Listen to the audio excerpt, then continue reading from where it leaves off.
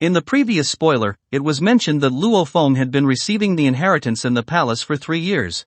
It is worth noting that the Blood River Crystal and the Divine General Inheritance are both extremely rare opportunities for Luo Feng. The Blood River Crystal serves two main purposes. First, it enhances the sensitivity to fluctuations of the original laws, and second, it strengthens physical attributes. This enables warriors to significantly enhance both their defense and attack power by activating the Blood River power during battle. Moreover, the more Blood River crystals fused, the stronger the amplification effect. On the other hand, the Divine General Inheritance focuses on enhancing the amplitude of a Spirit Master's spiritual power. About a year after Luo Feng began receiving the inheritance, through his practice of secret techniques, he managed to increase his spiritual power amplitude from the original 80 times to over 350 times. It is important to note that spiritual power amplitude is crucial for a Spirit Master, as it directly determines how many weapons or projectiles they can control at once for efficient attacks. For example, if a Spirit Master's spiritual power amplitude is 20 times, they can control up to 20 weapons with maximum strength. Any number beyond this will cause the attacking power to drop due to overloading. Luo Feng's spiritual power amplitude, having increased from 80 times to over 350 times, means his control ability and combat power have increased by nearly 5 times. With such powerful spiritual power amplitude, facing Luo Feng in battle would be like fighting 6 Luo Feng simultaneously. Even more awe-inspiring is the fact that Luo Feng is not only a top-tier Spirit Master but also a powerful genetic warrior. Unfortunately, the Divine General Inheritance was designed for Immortal-level powerhouses. Although Luo Feng currently possesses the powerful soul of a Domain Master level 9, it still falls short in quality compared to that of an Immortal-level powerhouse. After more than 3 years of receiving the inheritance, his soul has begun to feel strained, which also signals that the inheritance process is about to come to an end. What's even more regrettable is that Luo Feng has only completed about 1/3 of the first phase of the inheritance, and still has a long way to go before completing all 3 phases. However, these 3 years of inheritance, though brief, have significantly boosted his spiritual power amplitude, surpassing most World Master level powerhouse. Despite this, Luo Feng is still unwilling to give up. This is not only because each step forward significantly increases his spiritual power amplitude, but also because he learned that upon completing the entire first phase, he would receive exceptionally generous rewards. To obtain the generous rewards of the first stage of the inheritance, Luo Feng even impatiently attempted to move to the next step before fully mastering one of the secret techniques. However, the powerful illusions embedded in the inheritance controlled his actions through demonic sounds, forcing him to step back without any resistance. Despite this setback, Luo Feng remained unwilling to give up. Using the vast size of the Emoyun vine, which had reached the 9th level of the Domain Master stage with its 3,000-kilometer-long tendrils, Luo Feng attempted to extend the vine to touch the final step of the first stage of the inheritance. Yet, no matter how hard he tried, Emoyun vine could not reach the progressively extending stairs. To test her theory, Babata suggested using a robot as a substitute. As a result, the robot was also unable to touch the stairs at all. It became evident that the rules set by the instructor of the inheritance were unyielding, where the inheritor must master each secret technique step by step. Only after completely receiving and mastering the current stage's secret technique would they be allowed to ascend to the next level. This rule reflects the instructor's strict requirements for the inheritance process, preventing any shortcuts or opportunistic behavior. However, Luo Feng was not entirely alone in his inheritance efforts. More accurately, he had 3 distinct lifeform clones. Among them, the golden horned beast and the human clone, due to their completely different life auras, were subject to the rule that only one inheritor could be present in each palace per 100 million years. Thus, they could not receive the inheritance simultaneously. But Luo Feng had a crucial key, the Masha clan clone. If the golden horned beast and the human body remained staying in the life core, and carried by the Masha clan clone, the clone would still suffer soul attacks since the life core is the anchor of the soul. However, Luo Feng devised a clever solution. That is, if the Masha clan clone did not carry the life core, it would essentially be an empty shell without a soul and would not be affected by the demonic sound's intrusion. At the same time, this Masha clan clone would still be able to freely touch the inheritance stairs. Thus, Luo Feng boldly acted. He decided to have his human body, carrying the life core, continue focusing on the inheritance, while the Masha clan clone, without the life core, fearlessly advanced toward the end of the first stage of the inheritance. This division of labor not only broke through the limitations of the inheritance rules but also showcased Luo Feng's calm and resourceful decision-making under perilous circumstances. Soon, the Masha clan clone, completely immune to the demonic sound illusions, successfully reached the final step of the first stage of the inheritance. Naturally, it obtained two precious treasures left by the instructor, a flying spiritual weapon resembling a stone disc and a mysterious fruit. Notably, the stone disc's performance far exceeded that of the Dark Cloud Shuttle that Luo Feng currently possessed. While the Dark Cloud Shuttle, a 5th-grade spiritual weapon, was already an extremely valuable weapon among World Master level and lower warriors, the stone disc was a top-tier treasure highly coveted even by King Immortals.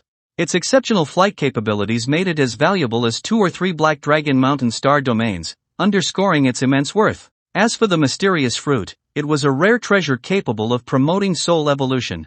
Not only did it help Luo Feng alleviate the strain on his soul, but it also made his soul more attuned to the inheritance requirements, allowing him to continue receiving more content from the inheritance.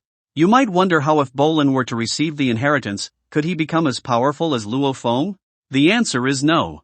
Although both Bolin and Luo Feng had the same physical strength of universe level 9th rank, the difference in their souls and willpower determined that their potential was fundamentally different. Bolin did not possess clones, and his soul level matched his physical strength, merely at the universe level.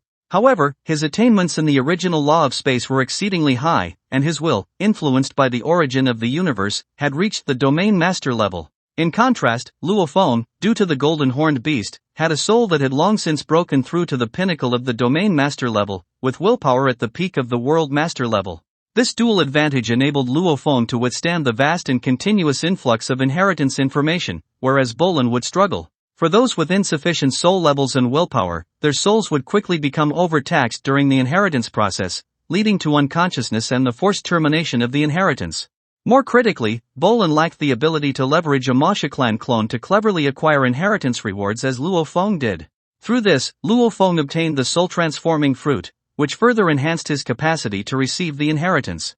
Bolin, on the other hand, had no such cheating method available. Therefore, even if Bolin attempted to undergo the inheritance, he could never reach Luo Feng's heights. Additionally, Bolin's chances of successfully entering the inheritance palace were almost zero. Without a Masha clan clone like Luo Feng's, it was impossible to evade the illusion beast's perception and quietly enter the palace. Furthermore, the area surrounding the inheritance palace was inhabited by numerous powerful illusion beasts, including world master level and even immortal level beings. Crossing such a perilous region alive would require extraordinary luck, otherwise, it would have been nearly impossible. What's more concerning is that the preview from the production team hints at Bolin's dire situation. Not only is he severely injured, but his eyes are also tightly shut. Do you think Bolin is still alive, or has he already met his demise? Feel free to share your guesses in the comments section. Based on Bolin's status as a member of the Virtual Universe Company's primordial void space and his strength, the likelihood of him being attacked by a swarm of illusion beasts is high. This is due to two main reasons. First, most of the natives who take the Demon Mountain test are universe level, followed by domain master level, with world master level warriors being relatively rare. Second, as a core member of the Virtual Universe Company, particularly of the primordial void space, it is standard for someone like Bolin to be equipped with auxiliary life forms. For example, Luo Feng's domain master level 9th rank Mo Yun Vine and Mo Luo's domain master level 9th rank metal life form. With the assistance of these domain master level auxiliary life forms, a warrior can unleash domain master level attack power, which was crucial for Luo Feng to easily kill domain master level natives as we had seen. Similarly, it would be difficult for natives at or below the domain master level to pose a lethal threat to Bolin.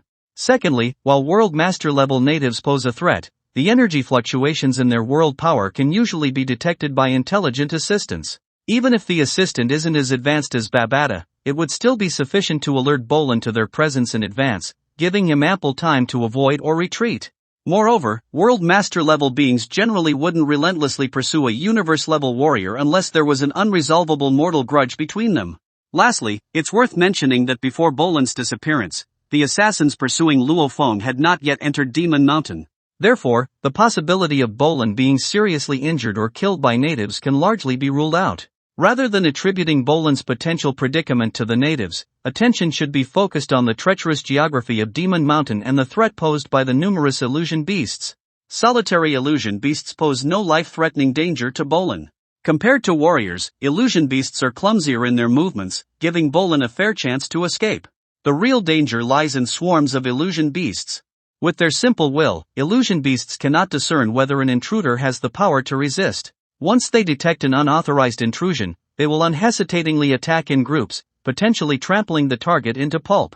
However, judging by Bolan's current condition, which severely injured but with his limbs intact, it is evident that he managed to escape from a swarm of illusion beasts. Nevertheless, due to such grave injuries, his consciousness is likely muddled, making it impossible for him to complete the inheritance process. Based on the story's trajectory, it's highly likely that Bolan will be found in the next episode. After all, according to the novel's setup, the qualification battle begins approximately 5 years after Luo Feng starts receiving the inheritance. To advance the plot, Bolan's reappearance seems inevitable, and the preview of episode 153 confirms this. However, what's puzzling is that Bolan appears completely unscathed in the preview. My speculation is that the seemingly unharmed Bolan in the preview is likely a depiction of past events, showing how he fell into his predicament through a time reversal narrative. After all, the qualification battle is critically important for Bolan. He cannot afford to remain offline for long, as he cannot guarantee that Nine Swords Venerable will indefinitely delay the qualification battle on his behalf. If Bolan is deemed to have forfeited, his standing in the virtual universe company will be directly impacted, which would be extremely disadvantageous for him. What are your thoughts on this? Back to the storyline. To focus on the inheritance, Luo Feng has not connected to the virtual universe for nearly 4 years, leading to rumors of his demise spreading far and wide. Although these rumors are widespread, Luo Feng's family, while concerned, remains firmly convinced of his survival, especially since Baikalluo, bound to Luo Feng by a soul contract, resides in the Luo household. When Luo Feng reconnected to the virtual universe, Su Xian felt a mix of emotions, both joy and frustration. The King Immortal, Jinyan, on the other hand, immediately went to the beginning void space region in the virtual universe to find Luo Feng. Without hesitation, Luo Feng revealed the truth, explaining that he had been receiving the inheritance of the Divine General over the past few years. Although this revelation was hard to believe at first, Jinyan, after hearing Luo Feng's detailed explanation, was convinced that he had indeed seized this incredible opportunity. Of course, from Jinyan's perspective, while the Divine General's inheritance was a great opportunity for Luo Feng, the amount of inheritance a universe-level warrior could receive was limited. This was because Jinyan was unaware of Luo Feng's Mashaclan clone. Since starting the inheritance secret technique, Luo Feng's spiritual force amplitude had skyrocketed from nearly 80 times to over 1,000 times, an effect that even most King Immortals would find difficult to achieve. About 5 years after Luo Feng began receiving the inheritance, the qualification battle finally commenced. The animation might adjust the storyline, showing Bolan being successfully located and treated, allowing the qualification battle to proceed. In the original depiction, there were 2 veterans in the beginning void space whose combat strength rivaled Luo Feng's. One was an alchemist, and the other a werewolf. The werewolf, in particular, experienced a qualitative leap in strength after gaining a significant opportunity during a life-or-death mission a century ago, surpassing Luo Feng overall. However, it seems these 2 characters have been removed by the production team, leaving their potential reintroduction uncertain. At the start of the qualification battle, Mo Luo felt a surge of anxiety. He was shocked to discover that Luo Feng was participating, meaning Luo Feng was still alive. As a member of the primordial void space, Mo Luo had higher access privileges and was well aware of the terrifying dangers of the abyss of demon sound. He wouldn't have lured Luo Feng to such a perilous place without knowing its risks.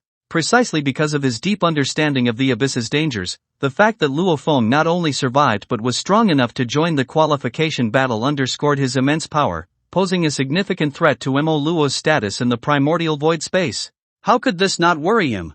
Luo Feng's performance in the qualification battle was nothing short of spectacular. Many veterans of the beginning void space were aware that Luo Feng, having cleared the 7th level of the Heavenly Bridge, could unleash the 6th form of the Yenshin armament, the World of Swords. However, Luo Feng, now with an even more formidable spiritual power, relied solely on the 5th form of the Yenshin armament and used the power of spatial slicing to leave many qualification battle contenders far behind.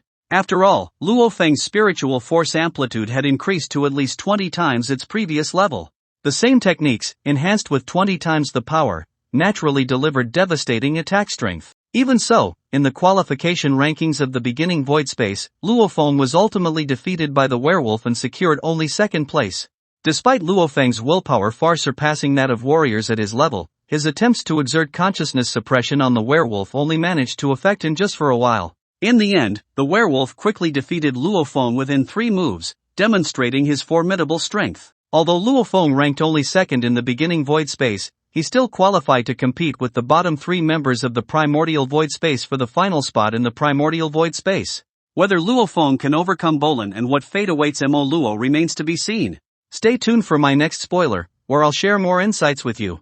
Well, that's all for this video. Thanks for watching this video. Wish you a wonderful day.